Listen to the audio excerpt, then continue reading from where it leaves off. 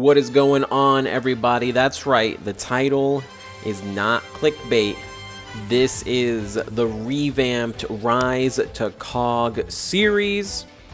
Now, instead of doing, you know, the daily or weekly episode content, it's all in one video. So in this one video, you're gonna see me hit King of Games with a brand new account, totally free to play, no money spent,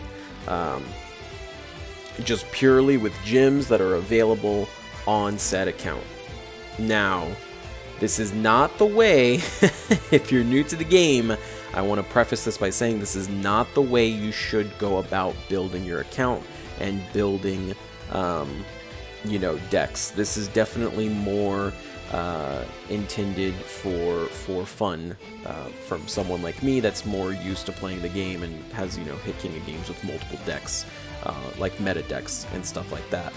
This is purely for entertainment purposes only. Ryise to KOG is a series where I take lesser known decks, rogue decks, make a brand new account, totally fresh, no prior support, and then use the gems, the dream tickets, and anything I can farm to go ahead and build the most, you know, free-to-play friendly as I can within gem constraints. So things like Book of Moon and stuff like that are probably off the table for the most part, and hit King of Games with them. So we are going to be doing 6 Samurai.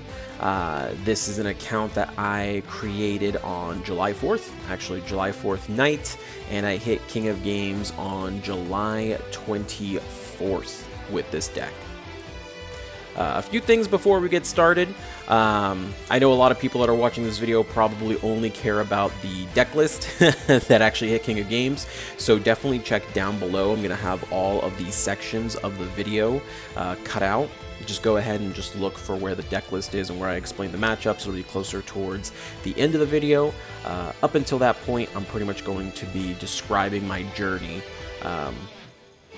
with this deck through the different stages of Duel Links.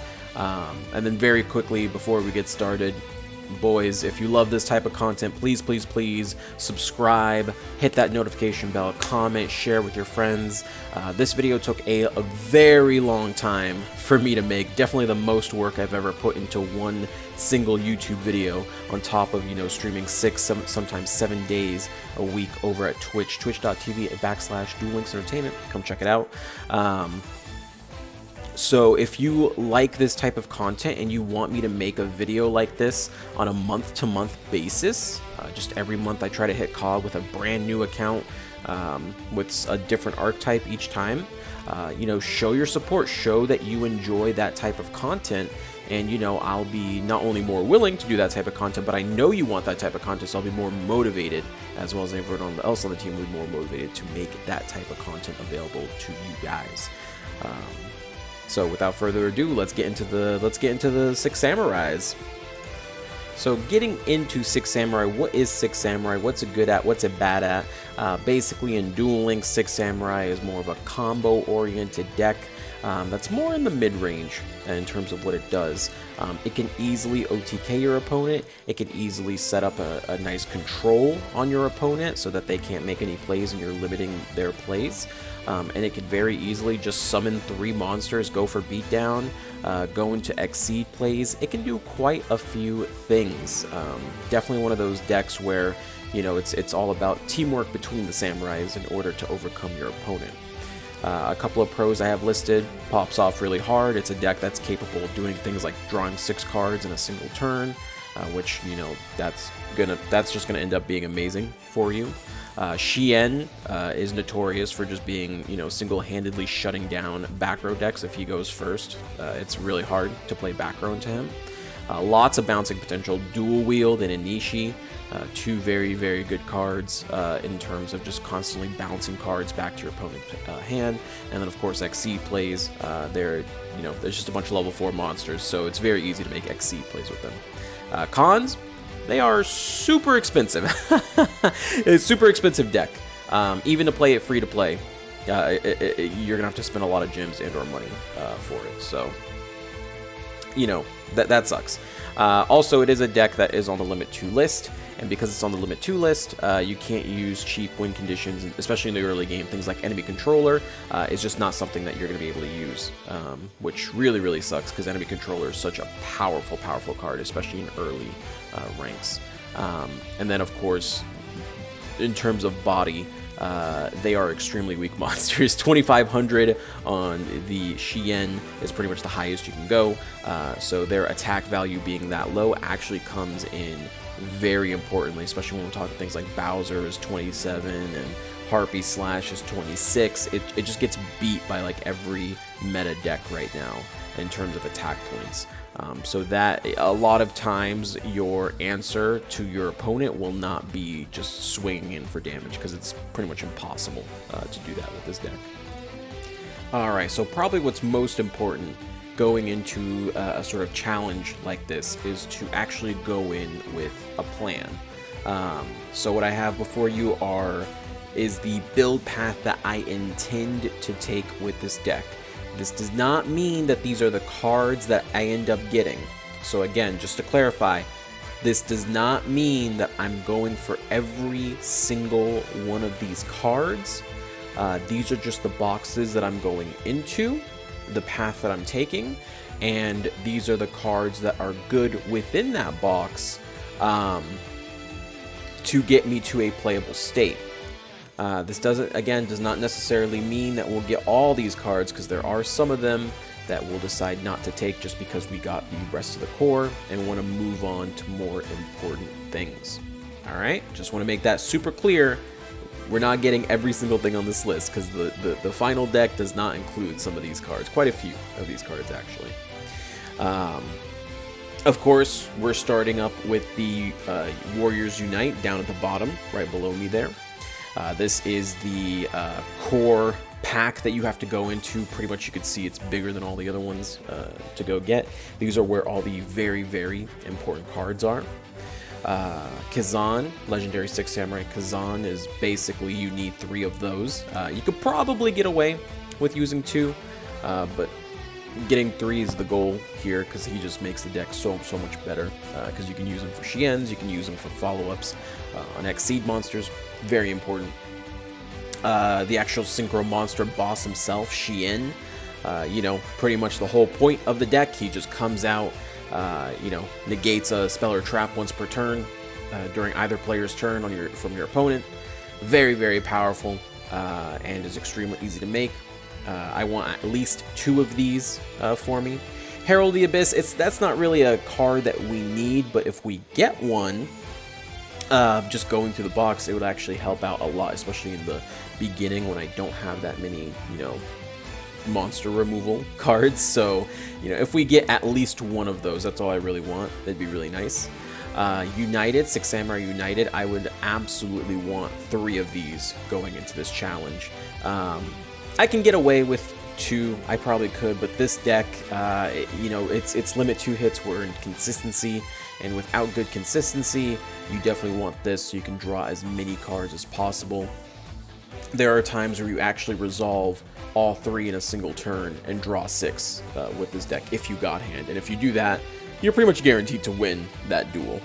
So, absolutely want to make sure we pick up as many copies of those as we can, which is, it's an SR, so we'll have to at least go through the box twice or use dream tickets to get that. And I should clarify everything before, this was also a UR. Xian's Dojo is actually a rare.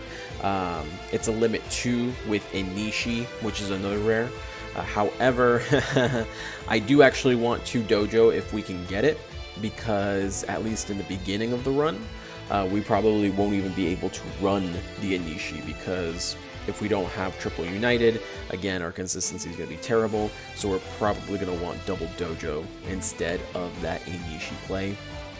But eventually, in the final list, we're going to want to drop down that Dojo to 1 and Enishi to 1. That's the play from there.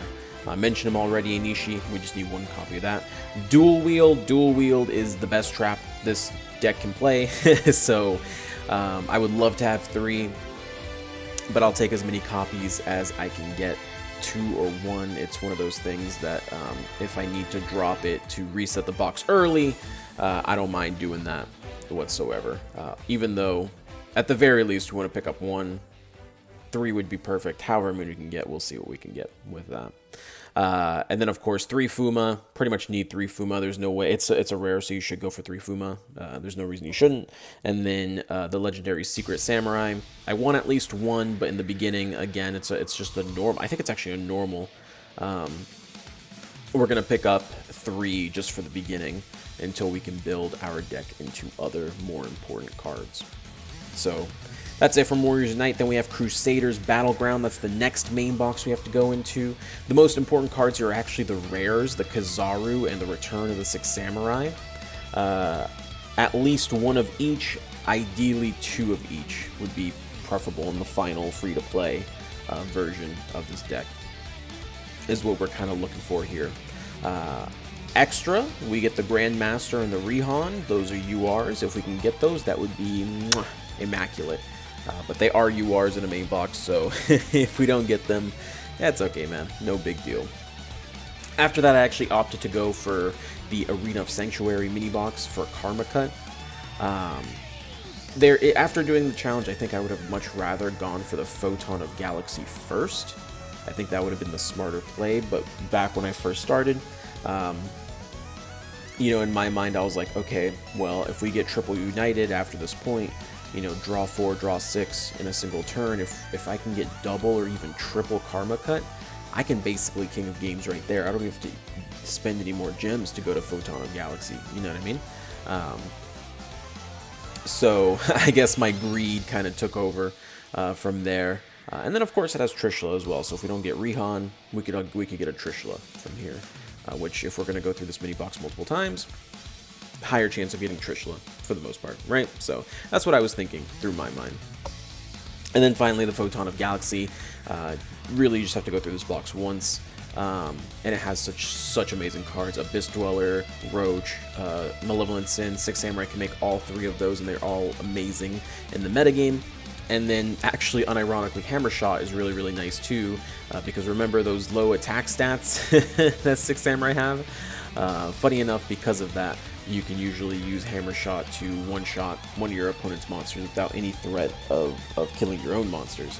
And then, of course, it being non-targeting means it hits Blue Eyes, it hits Rhino Bus, it hits all these things when they can't do anything. Blue Eyes can't tag out into a Ryise because it would still get popped by the Hammershot.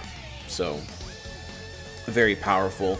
That's why I actually mentioned maybe next time I would go Photon of Galaxy first before the Karma Cut, because I'd still get good monster removal from Hammershot, and even though Hammershot would not end up in the final build, probably, it still would be a nice card to have until we get the Karma Cut, and then we get access to our Exceed monsters faster.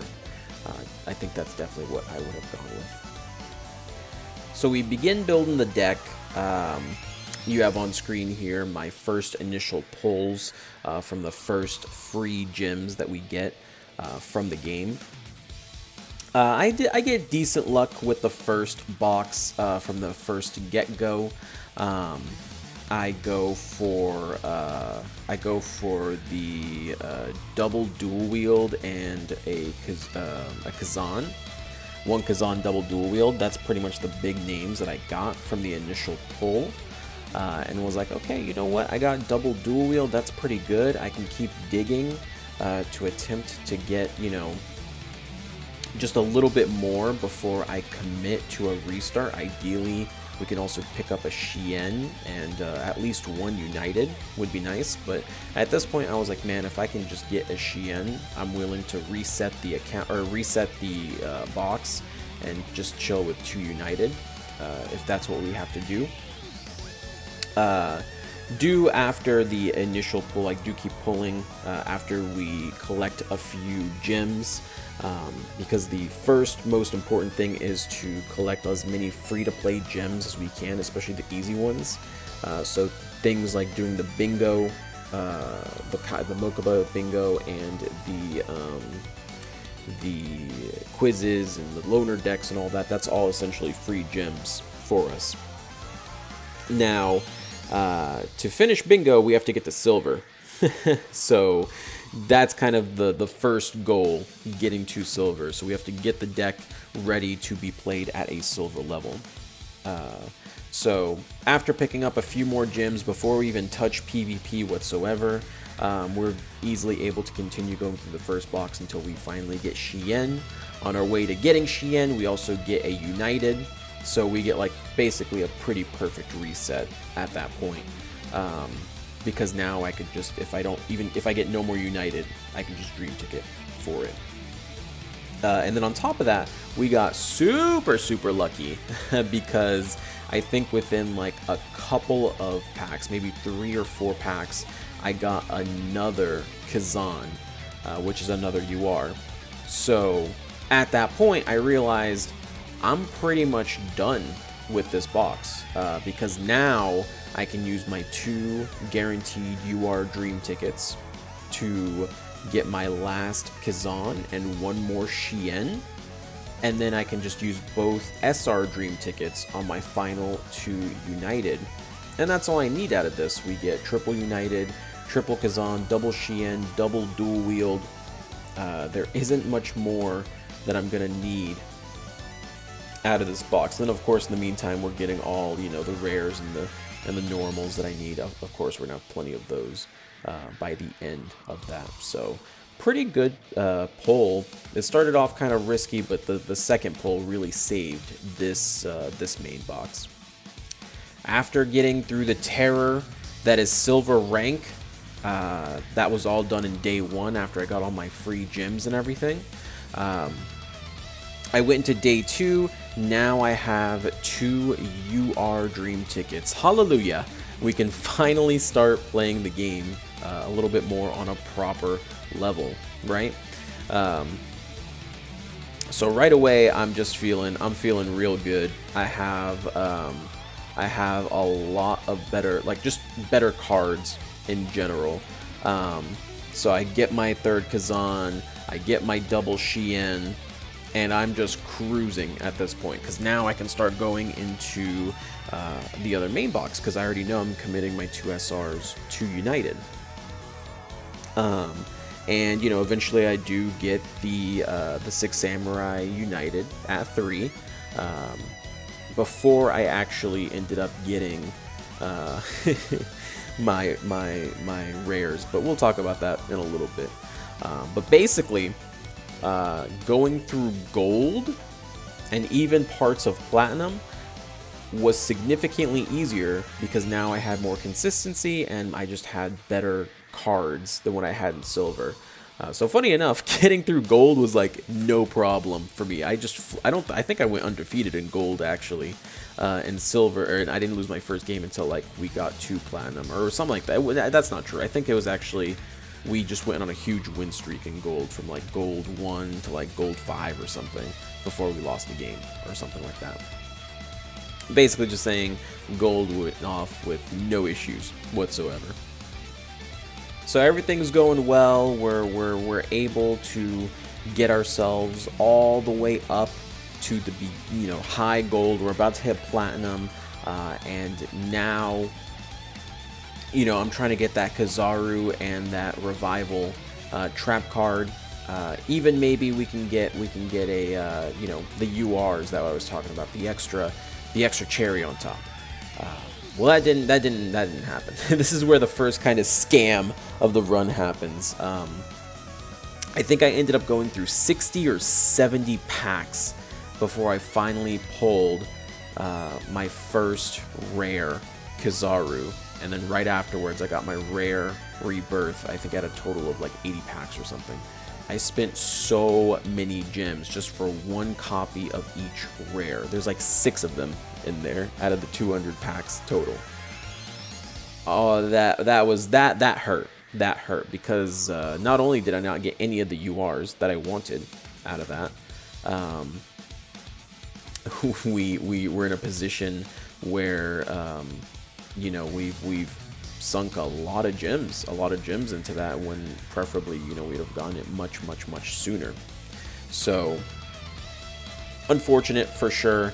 But I'm hoping, here's hoping that the mini boxes are better for the most part, right? That's really that's really all you can say at that point after getting screwed that hard. So it is what it is. We had to keep going from there. I was getting kind of controlled a little bit by back row decks. It's funny because Six Samurai does very well against back row, but if they go like second into it and they can never combo into Shien, or you get floodgated early and you can't dual wield because you can only dual wield in attack mode, it's actually kind of hard for them to deal with back row. So I actually went to the card trader and picked up Spiritualism. And this is one of the best free-to-play cards out there. If you don't have Cosmic Cyclone or MSTs or anything like that, this is a pretty good replacement, especially if you play a deck like Six Samurai that's able to negate spell traps and destroy them. You just have to make sure they don't work for that single turn before you pump up your Shien and whatnot. So very, very happy with that pickup. I also had Cunning of the Six Samurai. And this card's pretty nuts. Cunning of the Six Samurai, it is a little bit win more, but it can be used to really push your advantage. So while I didn't have like Karma Cut and stuff like that, I started using that. Basically, you send one of your Six Samurai monsters to get another one out of the grave. You're basically trading spots. But the nice thing is Cunning of the Six Samurai sends that card away to the graveyard for cost, and then on resolution will summon the monster. So you could, for example, take a monster out, dual wield, and then bring your monster back in. You can also revive the same monster. You do have to have a monster in the grave for it to activate, but once you've activated, you can just revive the same exact monster. So you could, for example, summon Shien, their turn, they play like Lunalight Fusion, you negate it, and then you activate Cunning, put your Shien to the grave, bring him back, and then that same Shien gets another negate ready to go. So that's really cool. And then the same thing, like you could attack, resummon your monster, attack with that same monster again. It just counts as a brand new monster. So lots of cheeky plays that I could do with that card. I ended up dropping it, then re-adding it, dropping it, re-adding it many times through my run. But I believe towards the end I did actually keep it in my deck. So at this point, Turbo Duels actually came out. So this was actually really nice. It's going to inflate my wins, so it's going to look like I struggled a little bit harder than I actually did to reach King of Games. But Turbo Duels are a source of a lot of gems, like a lot of gems. So I couldn't pass up the opportunity to go get those gems. 50 free gems a day just for playing, and then ranking all the way up to master is just, it's basically easy points. I actually went on a huge win streak. I think it was like 17 or 18 games in Turbo Duels using the Jack Atlas bike.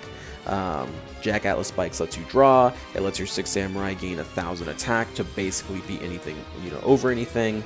And then, in emergency situations, you get that guaranteed pop that doesn't activate monster effects, which is really, really nice. But just to mention it, I did do the Turbo Duels and got a huge influx of gems from that. So keeping forward, we're making it through Turbo Duels. We're grinding out a ton of gems. I'm going into the Karma Cut box because now I'm feeling confident and good. If we can get 2 to 3 Karma Cuts, we can basically hit King of Games right here. We don't need to even go any further, right? Like, we've got it all. Boys, let me tell you. Oh boy, this one almost broke me. I got my Trishula out of the box, which was nice, like that's pretty cool because I didn't get a Rihan. But I did not get my first Karma Cut until I had 5 packs left. Oh my goodness, I got so scammed on this mini box. It was so bad. And this is where it kind of is like, man, I should have gone for the Photon box first, because if I was down to 5 cards in the Photon box, that means I would have gotten literally everything. And that box, you only have to go through it once, maybe twice if you want to get greedy with it. But oh my god, like that's insane. You know what I mean? And I could have gotten like a Hammer Shot instead, until I could replace it with Karma Cut down the line. So it almost broke me. It almost made me want to go, you know what, screw this run. Like, oh my god, my luck's so bad. But you know, the run has to continue. So we toss the one karma cut in and say, all right, I'm gonna just cut my losses, not going for a second karma cut. We've wasted enough time. I need to get some Exceed monsters, because at this point I had lost so many games where if I just had like a Malevolent Sin, we would have won easily, just having more options in our toolkit. So we keep going. We get into the Photon box, and I am able to get a Malevolent Sin within like 10 packs. We got Hammer Shot and Malevolent Sin within like 10 packs.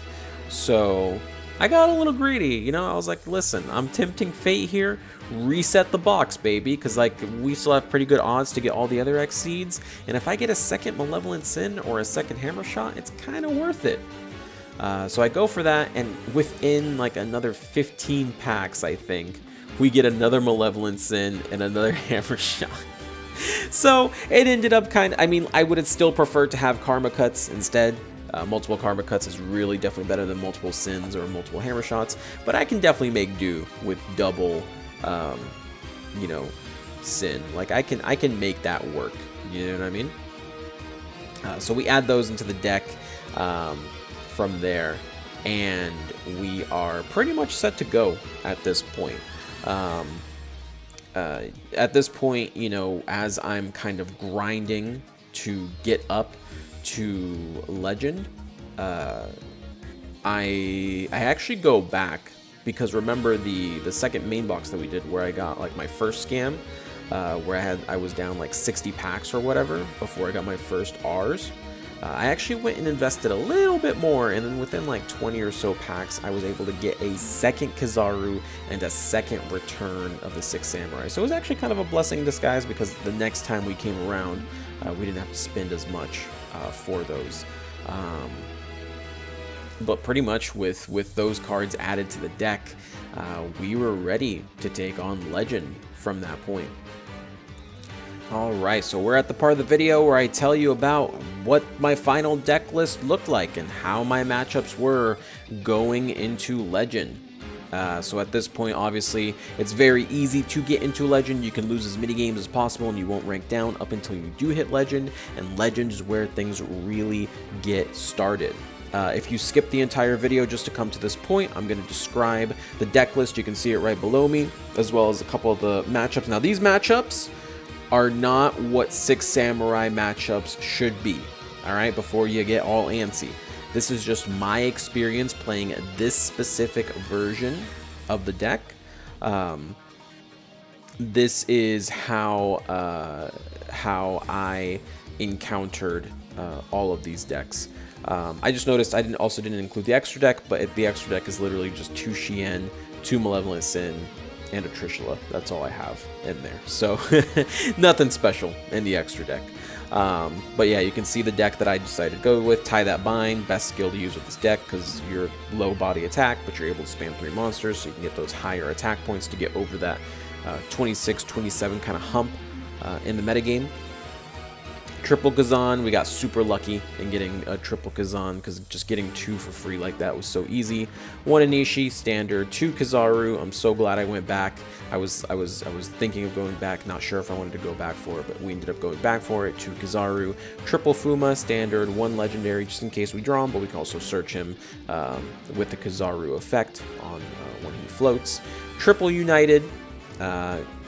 I think you need Triple United. It came in clutch so many times to win me games. 1 Cunning of the Six Samurai to those cheesy, nice plays with the Cunning. Dojo, basically just a 4th Fuma. 1 Karma Cut. I am so salty. They only got 1 Karma Cut. I really wanted at least 2 to make things work, but it is what it is. We take what we can get. Double Dual Wield. And, of course, Return of the Samurai. Dual Wield, best trap in the deck if your opponent is playing, you know, into it all the time, which most people do. And then, of course, Return the Six Samurai. You can return the Fuma. In the end phase, it destroys whatever monster you summon, so the Fuma is guaranteed to destroy. You could summon Kizaru. Kizaru on summon can add a Six Samurai as long as you don't control the same element, so you can just add another Fuma to make another Shien. You can add Inishi to summon Inishi for the bounce. it's just such a versatile combo that you can do with it. You can also just revive your Shien if it dies, and then you can banish Fuma or Kizaru from the grave to protect them, because they have destruction prevention as long as it only targets one 6 samurai monster and no other cards. You can protect it, so you can protect yourself from the return pop. In terms of the matchups that I face, starting off with the good ones, Blue Eyes White Dragon should not be a good matchup for 6 samurai. It should be an awful matchup for 6 samurai. The high attack bodies combined with Spirit Dragon negating graveyard effects, so your Fuma, and then Azure Eyes protecting itself from bouncing and other dragons from bouncing from the Initian Dual Wield. This should not be a good matchup. Ironically, I had a really good win rate against Blue Eyes White Dragon players. I actually think I had the best win rate out of all these decks on here. So it kind of just goes to show that most Blue Eyes pilots in Ranked specifically don't really know what they're doing. So whenever I queued up and I saw another Blue Eyes, I was like, heck yeah, man. Like, I'm probably going to win this duel. You know what I mean? So, and ironically, I think on my KOG run, we faced quite a few Blue Eyes, and you know, they ended up being, you know, some easy points for me, essentially. I think on my actual KOG run, 2 of my wins were Blue Eyes White Dragon. But yeah, for whatever reason, it was good for me. It should not be a good matchup, but for me, I had a positive win rate, so we put them on there for you. In reality, if it was played perfectly, it would be way bad in the bad category against this deck. Red Dragon Archfiend, very easy deck to deal with for 6 Samurai because they're pretty much forced to play into your dual wield. They also have a rough time getting through all the floats that you have, unless they just open very well. Of course, they're more consistent than you, so they could possibly do that very, very easily. But if they are unable, if you can somehow, you know, open up enough back row, or you can stop them from dark ending you, very difficult for them to OTK you at that point. So pretty good matchup. They always have to play into dual wield. There's no way they can't play not play into dual wield. They are a combo deck after all. Automats are kind of a coin flip. It just depends. It really just depends, because sometimes they can just go turn 1, make Rhino Bus, and then you go turn 2, you summon Fuma. Fuma has 1800 defense. So, you know, if Fuma ends up being the card that gets popped, because the only monster that has more defense in it is the legendary Secret 6 Samurai at 2000, you just get a free summon off Fuma. That's why the Fuma is so good in like TTH metas that we're in right now, essentially. Very, very powerful with that strategy. But again, you know, sometimes they're just more consistent to you, so, you know, I kind of had like a 50-50 win rate with them. If I went first, a lot of times I won. If I went second, it was kind of iffy at that point. Same with Harpy Ladies. Fun fact, when Cyber Slash goes to activate her effect, so if they activate, you know, Book Moon or whatever, your Shien gets to react to negate that spell before the Slash can react to bounce a card.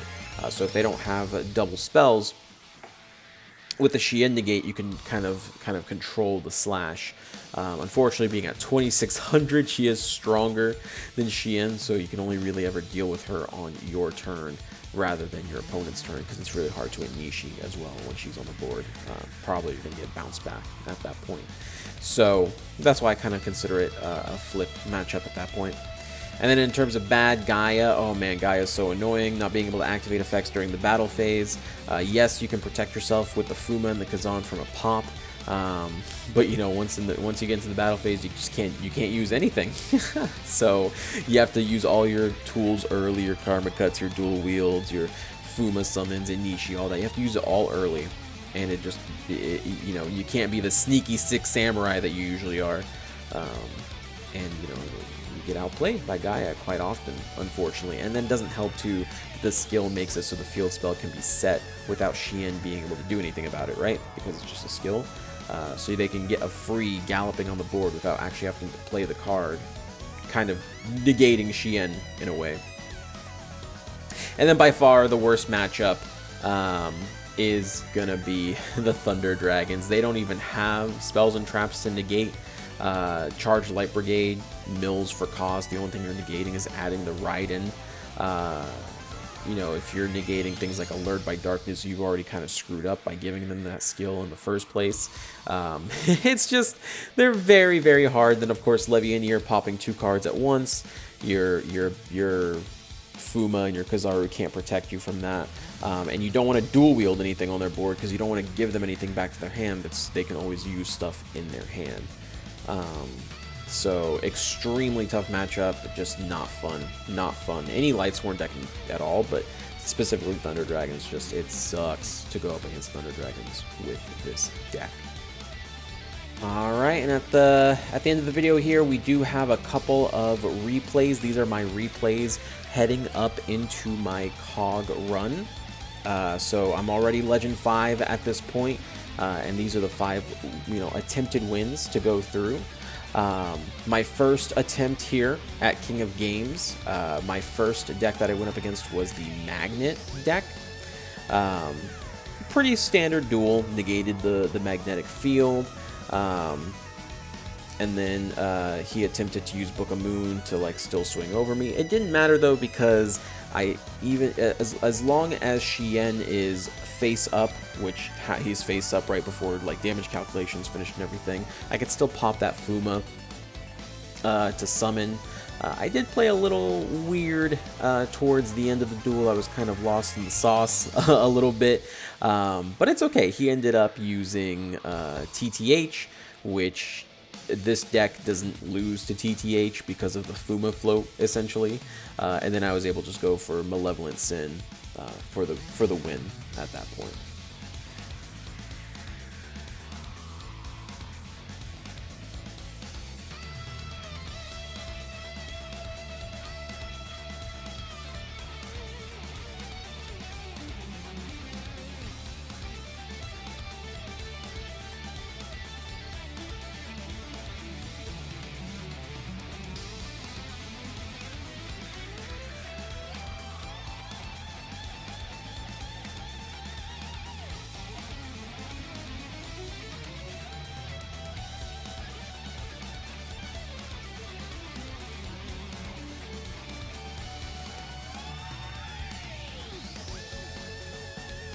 Up after that, we had a Trap Stall deck, just kind of weird. Obviously, with a bunch of heavy traps, if we just set up Shien and dual wield, very, very easy for us to just constantly make the guy run out of resources. I do mess up slightly in this duel and trigger the guy's D-draw, which doesn't have any consequences, but I really do got to be careful when dealing with those kinds of decks. So, it is what it is, pretty much.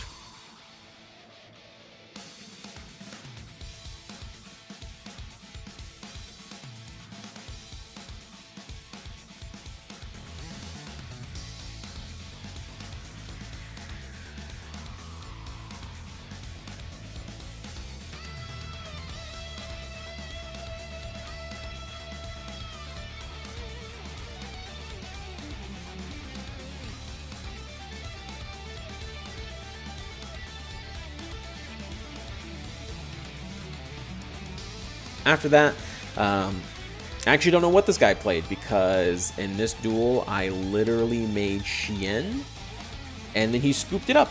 So I don't know what he was playing at all.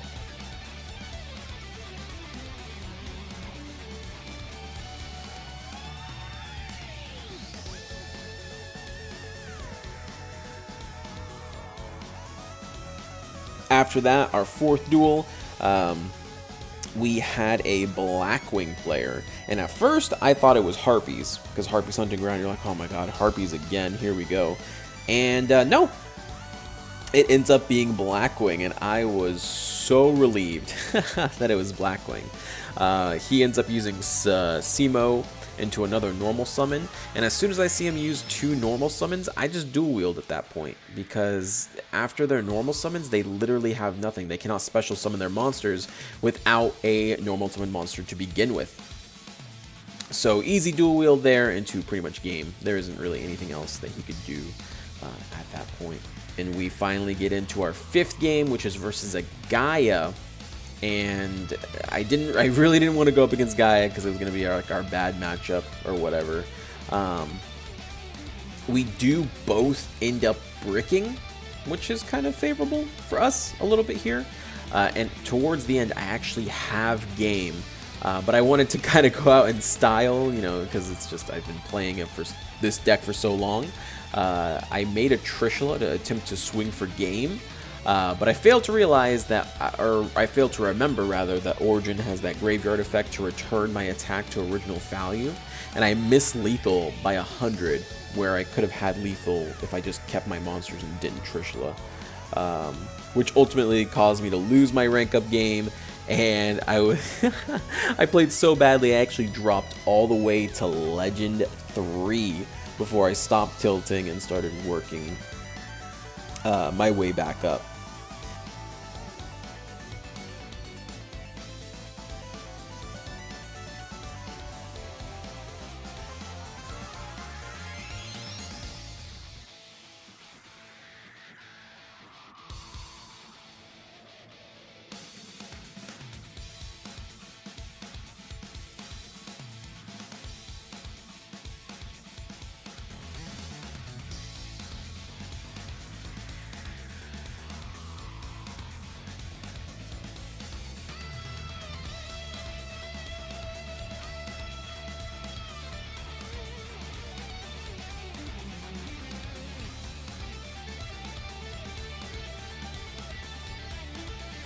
After that, we go in for the second attempt.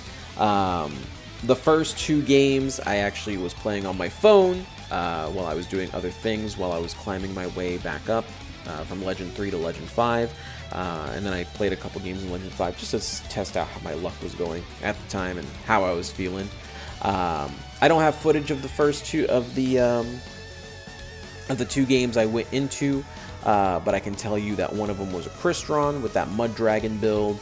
And that one was pretty easy as long as there's no Mud Dragon that actually shows up. It's not consistent enough. And then the other one was an Arrow Mage deck, which was also super easy. You just bounce the cards. You just make sure gardening isn't live. That's the only card you have to worry about, and you negate all the other cards. And then pretty much if you get dual wield, you dual wield them. When you get Inishi, you just bounce their monsters, and they literally cannot do anything to you. Arrow Mage, super easy matchup. And then third win was just some random guy that never connected to the game, immediately DC'd and gave me a free win. We take those. And then, game number 4, Blue Eyes White Dragon. And boy, was I happy to see Blue Eyes in my rank up, because I already know it's going to be a free win. This guy's playing Mountain on top of that, so it's like, man, this is going to be a wild Blue Eyes. I know that I can force his Azurai since it's in attack mode, and I have a Cunning of the 6 Samurai for an emergency dual wield, so I go ahead, I swing in. You know, I even though I do have dual wields, I know he's going to go into the Azurais, and I'm not going to be able to target with dual wield. So at the end of the day, you know, I just figured it's fine. Like, I'll just set my Fuma, I'll be fine. He does end up swinging into my Fuma, and it's my Shien giving my Fuma summon, which is pretty funny.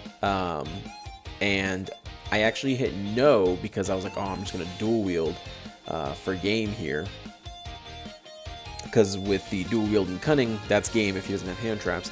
End up getting into the Kazan anyway and just went for game at that point. So pretty unfair for this Blue Eyes player. I don't know if he's new or what, still playing that Mountain skill. But it did not help him with my Tie That Bind, essentially.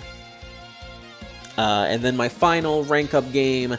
Finally here again at KOG. I don't want to mess up again. I'm thinking of that Gaia deck. It ends up being a Crawler deck who set 1 passed. So I made Malevolent Sin and I OTK'd him, and just like that, the run is complete. 6 Samurai, we are king of games.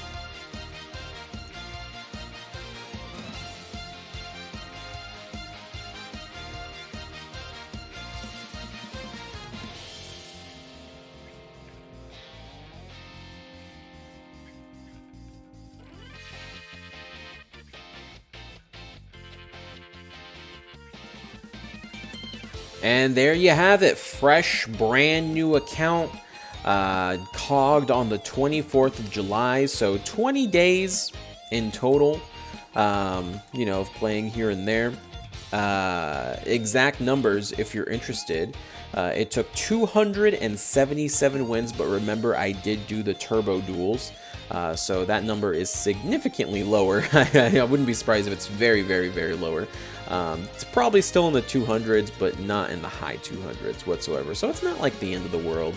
I did spin, now this is pretty bad, I did spend 19,500 gems. That's a lot. That 20,000 gems for a deck like this, 390 packs, that's not worth it. That's not worth it. If I had to give an overall review of this deck, if you're a free-to-play player or you're a new player, don't invest in the Six Samurai. This is definitely a rogue deck. This is definitely a fun strategy, but just don't do it. This deck is very, very expensive to play at an optimized level. There are plenty of cards that I didn't even get into, like the Armades, Book of Moon, Raigeki Break. Raigeki Break is amazing because you can pop your own monsters, like the Fuma and stuff, to enable plays if they're not enabling plays for you. Obviously the Grandmaster, Rihan. This deck, to play at an optimal level, to get it down to a point where you're getting King of Games in maybe like 50, 60 games rather than 200, is very, very, very, very, very expensive. And I built a free-to-play version for 20,000 gems to make it like viable. You know what I mean? Maybe you can knock that down to like 15,000, but even then that's still super expensive just to get a deck like this that's not even optimized, when you could just go buy like Harpies or Resonators or something like that. Definitely don't do it this way. But we made it. That's what's important. What's important is we went from a brand new account, rogue deck, from rags, from rookie and rags, all the way to King of Games. And yeah, I mean, at the end of the day, what's a couple of wasted hours? A couple of tens of wasted hours in the name of content and fun. That's gonna be it from me, guys. I hope you enjoyed this video. Again, I put a lot of work into making this video happen. It was definitely one of those videos that took a significant amount of time. Obviously, it's a long video to begin with, but then I also actually have to hit King of Games with these accounts. Even just doing things like waiting for the dream tickets to come in can take a while, as it were. But I hope you guys enjoyed this video. Again, if you enjoy this type of content, please let me know in the comments. I'm totally down to make more types of this video. If there's something that you'd like me to include in the videos, or things you didn't necessarily like, absolutely feel free to comment. And I really hope that this type of video is successful, because I'd love to make more of these with y'all's support. As always, join in on the Discord. That's where you get all the latest news. Subscribe to the channel. Go follow the Twitch. Go subscribe to the Twitch. For now, I am out. Six Samurai Brothers. Peace!